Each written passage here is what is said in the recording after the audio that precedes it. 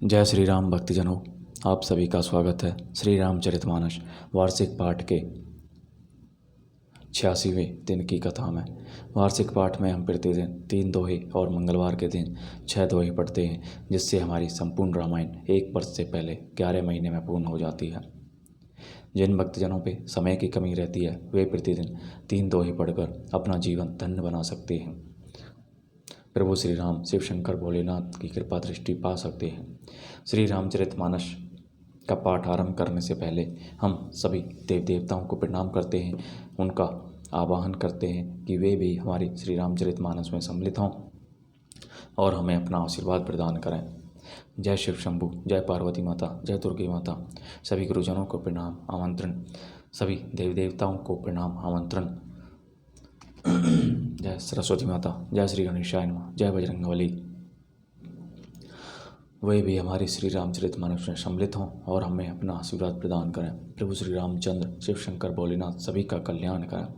बोलो जय श्री रामचंद्र की जय। तो शुरू करते हैं आज की कथा।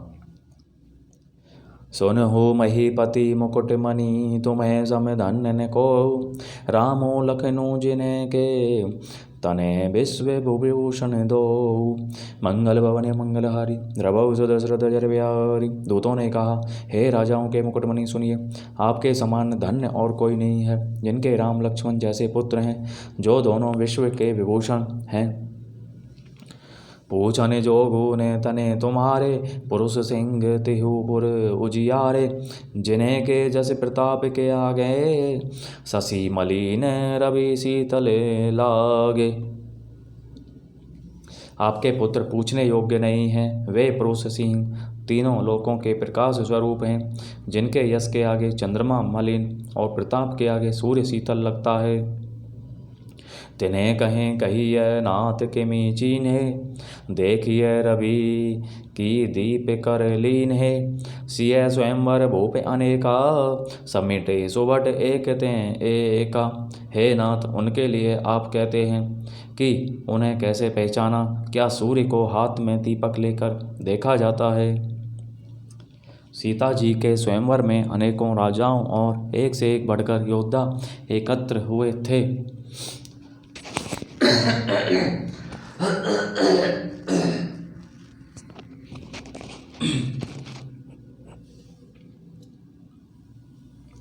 शंभु सरासनु काहू नटारा, हारे सकल वीर बरियारा।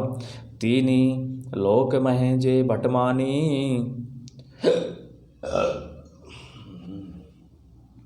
सबके शक्ति शंभु धनु भानी। परंतु शिव जी के धनुष को कोई भी नहीं हटा सका। सारे बलवान वीर हार गए।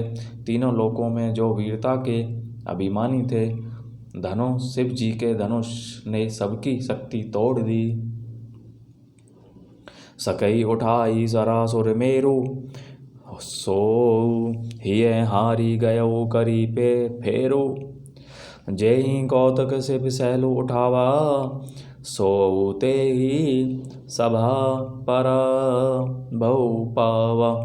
बाणासुर जो सुमेरु को भी उठा सकता था, वह भी हृदय में हार कर परिक्रमा करके चला गया।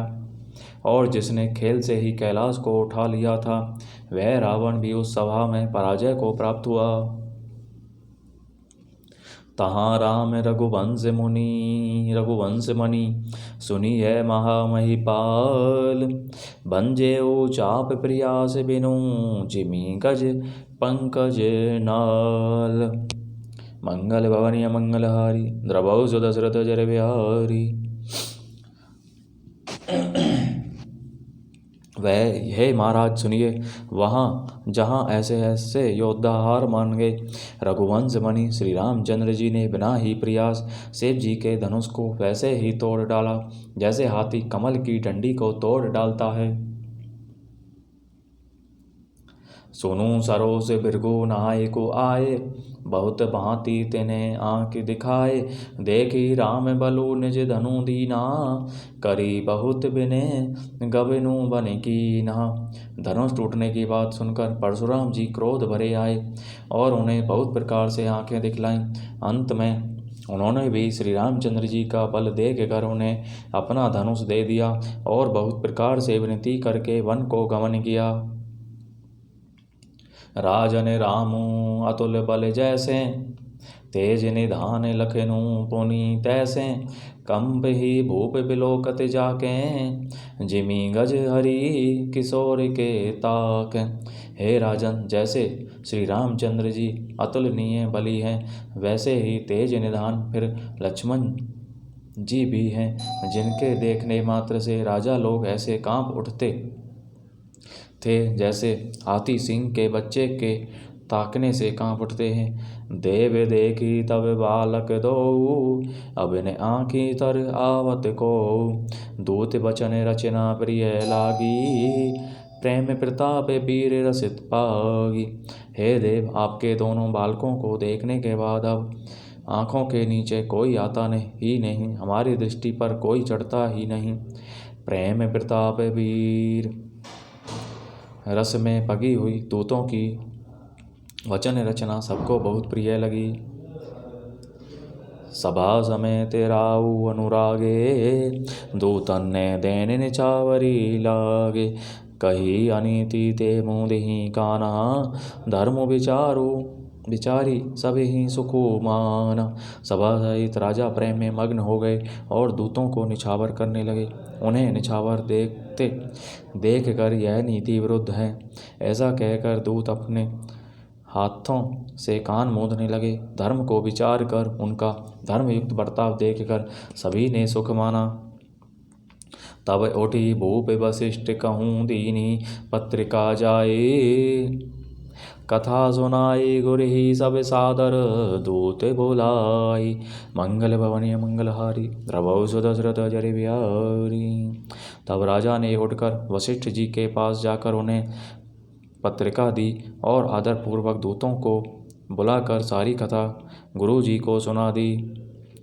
सुनी बोले गुर अति सुख पाई, पुण्य पुरुष कहूँ मही सुख छाई, जिमी सरिता सागर महु जाही, यद्यपि ताही कामिना नाही। सब समाचार सुनकर और अत्यंत सुख पाकर गुरु बोले, पुण्यात्मा पुरुष के लिए पृथ्वी सुखों से छाई हुई है, जैसे नदियाँ समुद्र में जाती हैं, यद्यपि समुद्र को नदी की कामना नहीं होती। तिमी सुख संपत्ति बिनि बुलाए, धर्मशील पही जाहि सुभाए, तुम्हें गुर विप्र धैनु सुर सेवी, तसी पुनीत कौशल्या देवी। वैसे ही सुख और संपत्ति बिना ही बुलाए स्वाभाविक ही धर्मात्मा पुरुष के पास जाती है। तुम जैसे गुरु ब्राह्मण गाय और देवता की सेवा करने वाले हो, वैसे ही पवित्र कौशल्या देवी भी हैं। सुकृति तुम्हें समान जग माही, भयउ ने है कोनेउ नाही, तुम्हें दे अधिक पुण्य बड़ काके, राजन राम सर से सुत सा जाके। तुम्हारे समान पुण्यात्मा जगत में न कोई हुआ, न है, न होने का ही है। हे राजन, तुमसे अधिक पुण्य और किसका होगा, जिसके राम सरी के पुत्र हैं। वीर विनीत धर्म अमृत धारी, गुण सागर बर बालक चारी, तुम्हें कहूँ सर्व काल कल्याणा, सजहु बरात बजाई निशाना। और जिसके चारों बालक वीर विनम्र धर्म का व्रत धारण करने वाले और गुणों के सुंदर समुद्र हैं, तुम्हारे लिए सभी कालों में कल्याण है। तब डंका बजवाकर बारात सजाओ। चलहु बेगी सुनी गुर बचन भले ही, नात सिरु नाई, भूपति गविने भवन तब, दूतन ने वासुदेवाई, मंगल भवनीय मंगलहारी, द्रवौ सुदशरथ अजरि बिहारी। और जल्दी चलो। गुरुजी के ऐसे वचन सुनकर हे नाथ बहुत अच्छा कहकर और सिर नवाकर तथा दूतों को डेरा दिलवाकर राजा महल में गए। बोलो जय श्री रामचंद्र की जय। तो इस प्रकार भक्तजनों, आज की कथा का विराम यहीं पर होता है। बोलो जय श्री रामचंद्र की जय। सभी देवी देवताओं का बहुत बहुत धन्यवाद जो हमारे श्री रामचरितमानस में सम्मिलित हुए और अपना आशीर्वाद प्रदान किया। बोलो जय श्री रामचंद्र की जय।